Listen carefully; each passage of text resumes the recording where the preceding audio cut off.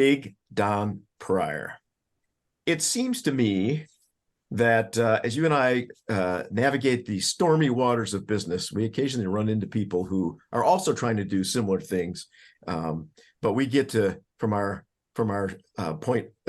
chairs up here, our lifeguard chairs up here over the beach, overlooking the stormy waters, we get to see other folks engaged in a similar process and see some of the hurdles that they run into and some of the ways they kind of self-sabotage.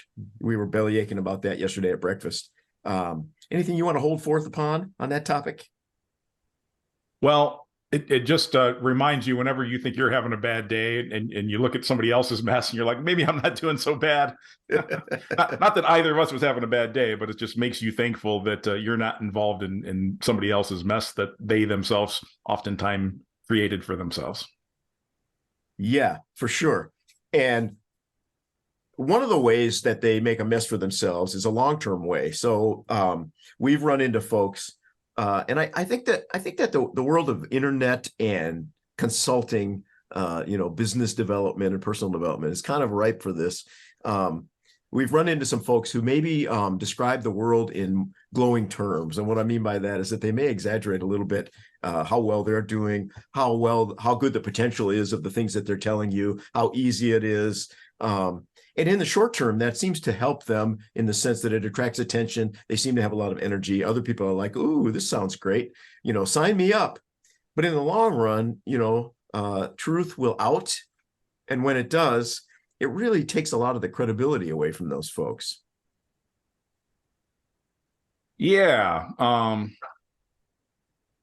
it does. And sometimes it's not only that they view the world in rose-colored glasses, but you don't know what you don't know. And, oh, WordPress is the greatest. We're going to use that. Well, what about all the security concerns? Well, they don't know anything about that. They don't deal with the back end of that. And they haven't run into that mess yet, but they will. And so, of course, to them, oh, this is great. It's easy for me. Yeah, that takes on two forms. I mean, I think sometimes folks get fascinated with something like I think that the world of WordPress designers is full of that. Oh, this is easy. I can do this. They learn how to make great websites, and they don't necessarily take the next step to learn what really makes a great content management system, or really makes good SEO, or really makes a good, robust online presence. And that's where they stop. But sometimes with some of them, it kind of seems almost, I don't want to say intentional, because I don't think that's fair, right? Most people are doing the best they can, but it seems like they've kind of voluntarily put the blinders on. Hey, this is working great for me. I'm going to stop here. I'm going to stop my level of competence. Whereas, not to blow our own horn, but just by dint of circumstance, we've been forced to confront the harsh realities of internet success. And when it's shoved in your face enough times, you say, okay, I better take this on. I better do the extra work to learn the lesson. Otherwise, we're going to be just the same as everybody else in the business. Yeah, and another thing that we see a lot, obviously there are other firms that have been around for a long time and are committed and dedicated. But a lot of people just are like, okay, I don't like sitting in my office all day, or I don't like being in the factory, or I don't like sweeping the floors. What can I do? Well, I know a little bit about websites, so I'm going to say that I can build you a website. Now, SEO, I know what that is. And then maybe they'll stick at it for a year or two and then they quit. And that's just not enough time in the game. I mean, it's easy to go to like Weebly or Wix or GoDaddy and build a prefabbed website, but it takes a while to really be good at it and understand it and know what SEO is and what works and what doesn't work. Because if you start looking into it, it's like there's 1,000 things that could potentially work, but do they really matter? Do I need to be doing this? Which ones make the biggest difference? And you've been doing something for a year, you're probably not going to know. Yeah. And certainly your own success rate will go up the more competence you have, right? Because those things come up for others and they just say, hey, this is all I can do. Or I don't know why your entire internet presence just collapsed, because I'm not a technical guy. All I do is I program beautiful websites. But it's not, it's a world of business. I guess it's dog eat dog and caveat emptor and all that. But I don't know that it's really fair to the people that you are charging money to if you just come in and kind of do half effort, right? It just doesn't seem fair. They're expecting you to be professional, to know what you're doing. And as business owners ourselves, it matters. Every check you write as a business owner matters. And so if you're writing a big check to a company like ours, you got to have a certain degree of faith. You got to have a certain degree of belief. And I think it's reciprocal on us to make sure that we deliver that. I don't want to be in the business of promising things that we can't deliver. No, it's hard to sleep at night. You don't want to wake up the next day and be excited about your day in serving if you know that you're not delivering on your promises. As a matter of fact, we were just talking about this in our SEO team meeting. Oh, where I had read something about Tom Brokaw, who was a longtime news anchor. I think it was on NBC News, and I think he had come down with cancer or some kind of disease, and he was, he went to see some expert in the field who was supposed to be able to treat him, and he just didn't feel good about it because while the person might have been an expert, he got the sense that he didn't really care about the result. And Tom Brokaw, I remember him saying, it's like, no, I want somebody not only who's good, but who cares about me and getting the result that I need. And that's kind of what I was emphasizing to our team. And I know that they feel that way. It's just a reminder that I hope we all feel that way, that, if something's not going right for one of our clients, man, I want that to be like a little pea under my mattress that's keeping me up at night so that my head's turning and thinking about how can we solve this and get a better result for people.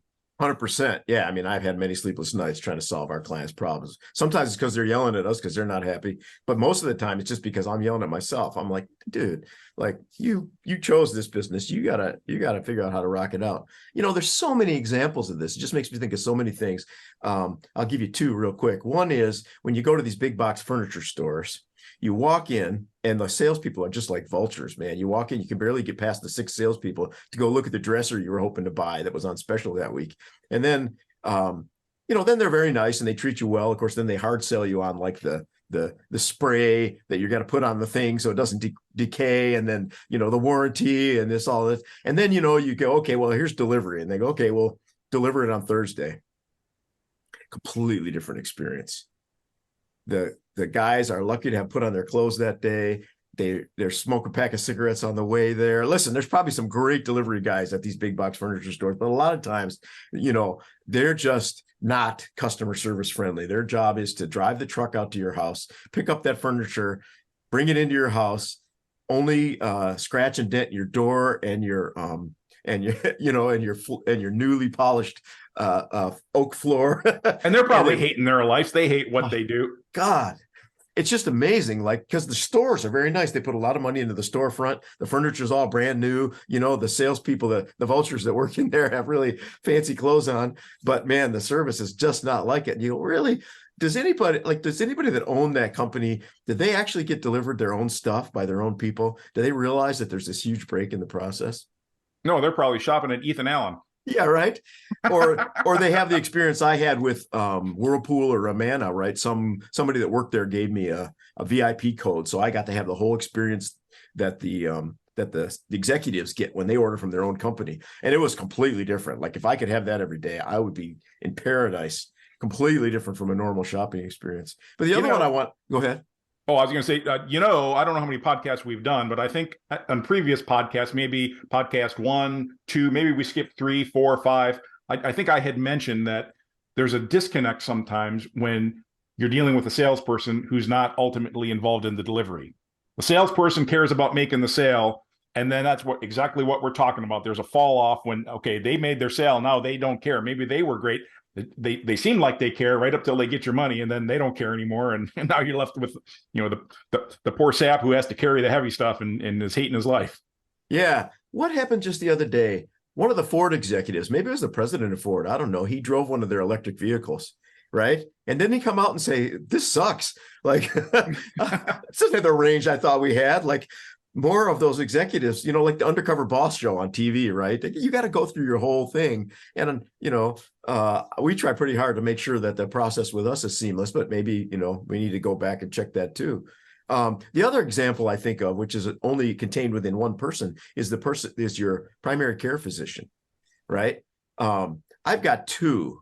And the reason I have 2 is because I have, the normal Blue Cross Blue Shield insurance that you have to have just in case you get in a car accident or have a brain tumor or something.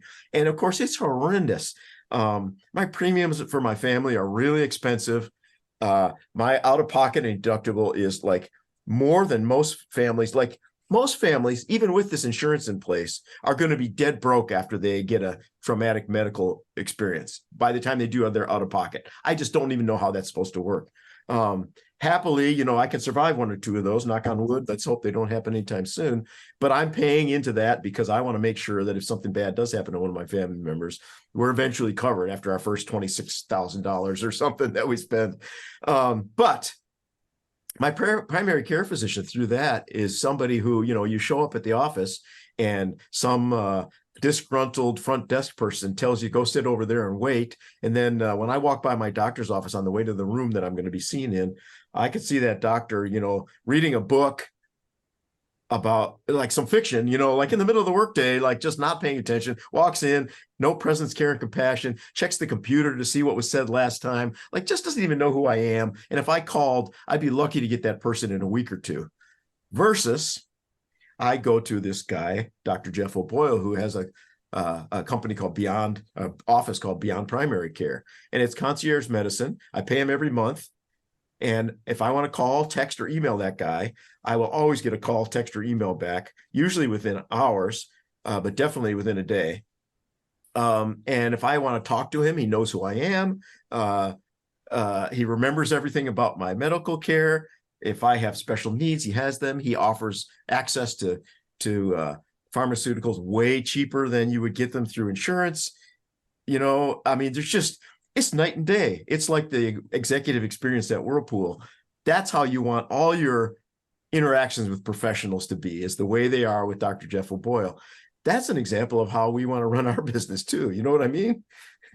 Yeah, and I go to him too. And I mean, the monthly fee you pay is pretty modest. I think it depends on how old you are. But it's like $70 or $80 a month for all the medicine you can eat, right? Yeah. If he has to refer you to a specialist, you know, that wouldn't be included. That's why you have the insurance. But oftentimes he's like, oh, here's a special place to go where they'll give you the Dr. O'Boyle price and don't even use your insurance. It's so cheap. Yeah, and I had to go get this heart scan thing, and you know, I was in his office, and he said, "Oh, here's the place." I emailed him, and like I was in there in 2 days or 3 days, and the insurance price for the scan was, I don't know, $600, $700, and I got it for $75. Like, right? That's great. And I don't know how it works, but I'm happy to take it. And a lot of times you go in there and he says, "Oh, you need this, you know, this antibiotic or whatever." And I'm like, "Okay, well, can you write me something?" He goes, "No, I just got some in the office. I'll give it to you." Right. Or I'll put it on your tab and it'll be $5.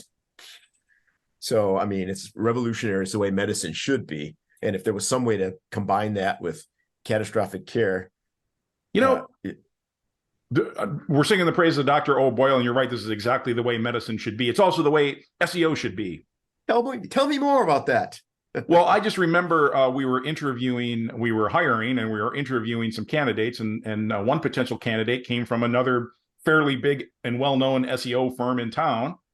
And she wasn't happy there for whatever reason. I don't remember, but we're interviewing her. And it's like, okay, so you know how to write stuff, but you know, then you have to post it on the website. She's like, "Oh no, we never posted it on the website. We'd go to the web people to do that. That's not a service we offered." Or, "Well, what about hosting it?" "Oh no, we didn't host it." "What about you know, optimizing the keywords?" "Oh no, we didn't optimize the keywords." "Well, what about posting on social media?" "Oh no, we didn't do anything." It's like, what? You know, this is like when you go to the regular doctor and you get 10 different bills because there's one from the front desk, there's one from the nurse, there's one from the doctor, there's one from the x-ray machine. I know. Instead of going to Dr. O'Boyle and he takes care of the whole thing, right? Right. So you just described what another SEO provider does. And then we have clients that come in here and they say, "Yeah, you know, I hired one person to write my content, somebody else to post on Facebook, somebody else to run my Google ads, someone else to look at Google Analytics for me. And you know, I thought you guys were expensive, but by the time I pay these 17 providers, it's like 3 times as much as you guys charge." So you're telling me I can pay 1/3 of what I'm paying and go to one person for all these services? And get ridiculous. Better results. Like, how's that going to work? You got 10 different people doing the work and it's not working. They're all pointing the fingers. Oh, gosh. Right. Now, once in a blue moon, we discover that the client's kind of the source of their own problem. They're so disorganized or whatever. But if they're organized, they want success. They really need to have a provider, like you said, that you know, reminds them of somebody like Dr. Jeff O'Boyle, does a great job at a reasonable price. You know, provides what they need without all these add-ons, it just sounds ridiculous to me why anybody would put up with that. But I guess if they don't know better, it's what they get, right? Absolutely. Well, if you don't know better, you might think that getting a steak at Outback or Olive Garden is a gourmet dining experience. But if you're asking me, and I dare say asking you, I would say that person is just wrong. There are better options. There are. Well, why don't you tell us about a better option? Well, I had a recent birthday. Oh.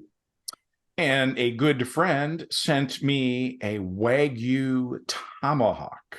Now that's a good friend. And where was said Wagyu tomahawk from? Snake River Farms, I do believe. I believe so.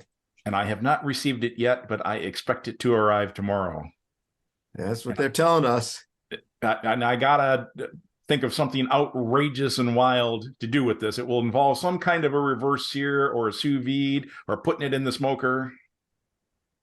I can't wait to see the results of that. Yeah, that was pretty epic to see that in the shopping cart and think about all the magic that you're going to work on that tomahawk. Well, thank you, good sir. I appreciate it.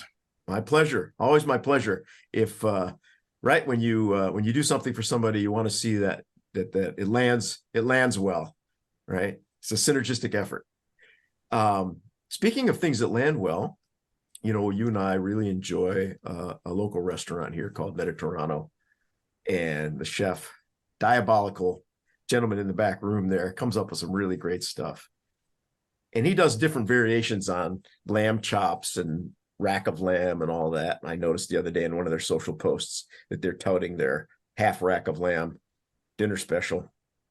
And in a moment of weakness or strength, depending on your point of view, last night I had about an hour between the end of my training and the start of my martial arts podcast. And so I ran my ass over to Mediterrano, bellied up to the bar, got a glass of sparkling water, and I ordered the rack of lamb and the bread service, which you have to order separately now. And I sat there and shoved really good bread dipped in olive oil with herbs in my face for 20 minutes until that rack of lamb came out. And I got to tell you, that is still one of the best meals you can get in this little town that we live in, bar none. That rack of lamb, he's got it crusted with pistachios, seasoned wonderfully, few greens, some zucchini or something with it, which is lovely, but it's not the point of the meal. And it's just enough food. It's it's a half rack, so there's 3 bones. So you basically have 3 lollipops once you cut them apart. And there's a little variation in the theme because the outside ones, right? You have the outside with all the crusting and the herbs. And then the middle lamb chop has more meat and less crusting, so you get to enjoy all of it. But man, I'll tell you, I chomped that down in like 48 seconds. It was so good. I could eat that every day for a week, and I think I'd still be going back for more. It is so good. And I don't know if you know this, and you may be shocked to hear, and maybe you've already heard, Chef Patrick is no longer there. I looked back in the kitchen and I noticed the lack of Chef Patrick. Anything more you can tell me about that in public? Oh, I just asked the last time I was there about Chef Patrick, and they said, oh, no, he's not here anymore. Mm-hmm. But whoever they got in, I mean, the quality still seems to be very, very, very good. Yeah, I looked back there and I saw a tall guy that had real closely shaven hair. And I wondered if he was a replacement for Chef Patrick because I didn't see him back there. I'm trying to get the scoop the next time I go in. Yeah, I had a brief moment of contact with the guy that's managing it now, but we didn't get into any kind of deep conversation. I should have had I had a little more time, but I was racing to get the lovely food down my throat so I could run off and do a podcast. Speaking of racks of lamb. Yes, sir. Please do. I almost feel guilty or bad saying this. I would like to remind everyone out there listening that there were some recent wildfires on Maui, and especially in the town of Lahaina. This affected American citizens on American soil. These people are in need. So if you find it within your heart and in your budget, I'm sure donating to any number of causes would be of benefit to them. I happened to be there during the fires, and our friends and neighbors were affected by this. But thankfully, everyone I knew was safe, and we were safe. And But somehow in the middle of this, before the fire, our neighbors across the street, they have friends that came into town, were staying in one of the resorts, and they went to Costco and they bought a bunch of food. And when they were getting ready to get on the plane, they only ate half of it. So they give our neighbors the food they didn't want. And part of it included a rack of lamb from Costco. Ooh. And my neighbor saw me and said, we don't care for lamb. Would you have any use for this? Beautiful. I said, what? Very nice. How did you prepare said rack of lamb? Well, at that point, I think we had our power back.